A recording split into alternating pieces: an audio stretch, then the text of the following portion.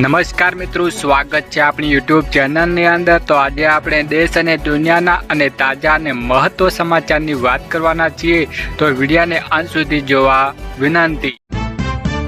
સૌપ્રથમ સમાચારની વાત કરીએ કે 2000 હપ્તાને લઈને મોટા સમાચાર।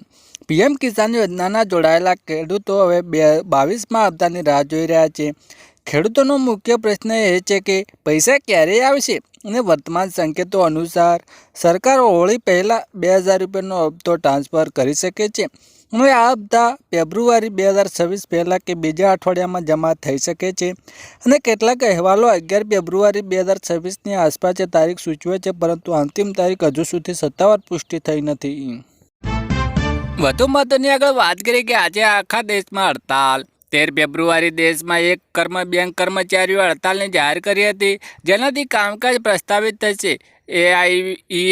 એઆઈઓએ અને બીએફઆઈ જેવી 3 મુખ્ય યુનિટીઓ આ વિરોધનું નેતૃત્વ કરી રહી છે અને કર્મચારીઓનો મુખ્ય હેતુ એ અઠવાડિયામાં 5 દિવસ કામ કરવાની માંગ અને નવા શ્રમ કાયદાઓને વિરોધ કરી રહ્યા છે। આ હડતાલને કારણે રોકડ વ્યવહાર અને ચેક ક્લિયર જેવી સેવાઓનો સામાન્ય જનતાને મુશ્કેલીઓ પડી શકે છે।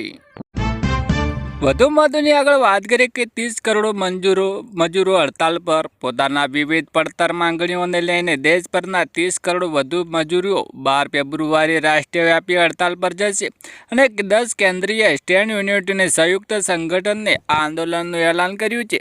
ઓલ ઇન્ડિયાના સ્ટેન્ડ યુનિટ કોંગ્રેસના જણાવ્યા મુજબ દેશના 600 જિલ્લાઓના હડતાલની અસર જોવા મળી શકે છે। ખાસ વાત એ છે કે મજૂરોની આ લડતમાં ખેડૂતોને અન્ય ફેડરેશનોએ પણ પોતાનું સમર્થન જાહેર કર્યું છે। વધુ મહત્વની આગળ વાત કરીએ કે દરેકને 15,000 રૂપિયાની સહાય મળશે।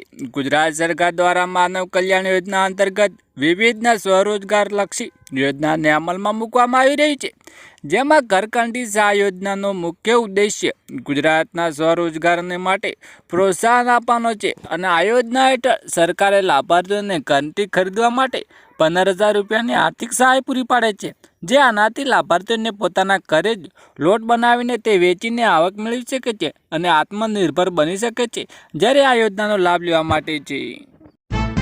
વધુ મહત્વની આગળ વાત કરીએ કે વાહન ચાલકો ખાસ સાવધાન।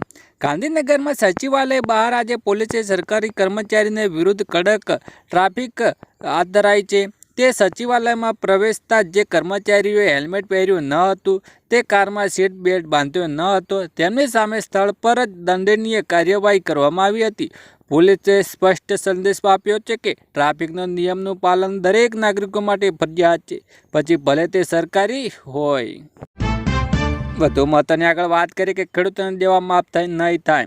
ખેડૂતોની દેવા આપીને લઈને આજે એક મોટો સમાચાર સામે આવ્યો છે। મિત્રો, ઘણા સમયથી ખેડૂતોને રાહ જોઈ રહ્યા છે કે ખેડૂતનું દેવું માફ થશે, પરંતુ મિત્રો હજુ સુધી સરકારે આના પર કામ કર્યું નથી અને મિત્રો સરકારે બીજા કાર્યો માટે પૈસા ફાળવે છે અને કાયમની અંદર પણ લાખો કરોડો રૂપિયા પાણીની જાય છે, પરંતુ મિત્રો અત્યારે ખરેખર જે ખેડૂતોની પૈસાની જરૂર છે તે માટે અત્યારે સરકાર આગળ આવી રહી નથી અને અત્યારે ગુજરાતના 20 લાખથી વધારે ખેડૂતો લાખો રૂપિયા દેવું છે, એક આંકડો સામે આવ્યો છે। વધુ મહત્વની આગળ વાત કરીએ કે 2000 રૂપિયાનો હપ્તાના સમાચાર। પ્રધાનમંત્રી કિસાન સન્માન નિધિ યોજના પીએમ કિસાન યોજનાને લાભાર્થીઓ માટે મોટા સમાચાર આવી રહ્યા છે। દેશના લાખો ખેડૂતોની આર્થિક સ્થિતિ મજબૂત બનાવવામાં મહાકક્ષી યોજનાઓ હેઠળ 22મા હપ્તાની રાહ હવે પૂરી થવા જઈ રહી છે। 19 નવેમ્બર 2025ના રોજ પાછલો હપ્તો જાહેર થયો હતો। કેન્દ્ર સરકારે હવે હોળીના તહેવારે પહેલાં ખેડૂતોને મોટી ભેટ આપીને તૈયાર કરી રહ્યા છે। વધુ મહત્વની આગળ વાત કરી કે આયુષ્યમાન કાર્ડ છે તો ખાસ ધ્યાન આપો। આયુષ્યમાન કાર્ડ આયુષ્યમાન જેવા યોજના હેઠળ વાર્ષિક 5 લાખ સુધીની મફત સારવાર મળે છે, પરંતુ ઘણા લાભાર્થીઓને ખબર નથી હોતી કે હોસ્પિટલ કાર્ડ કેવી રીતે ચાલે છે। હોસ્પિટલ પીએમ યોજનાને પર જોઈને રાજ્ય, જિલ્લો અને હોસ્પિટલ પ્રકાર પસંદ કરીને લિસ્ટ ચેક કરી શકો છો। આ ઉપરાંત આયુષ્યમાન એપ પર 1455 સેપ્ચા નંબર દ્વારા પણ માહિતી મેળવી શકો છો। હોસ્પિટલ જતાં પહેલાં લિસ્ટ ચેક કરવાની પૈસા અને સમયનો બચાવ થાય અને આ સહાય ગુજરાતના તમામ વ્યક્તિઓને મળવાપાત્ર થાય છે અને આની અંદર તમારે આયુષ્યમાન કાર્ડ કટાવવું પડે છે।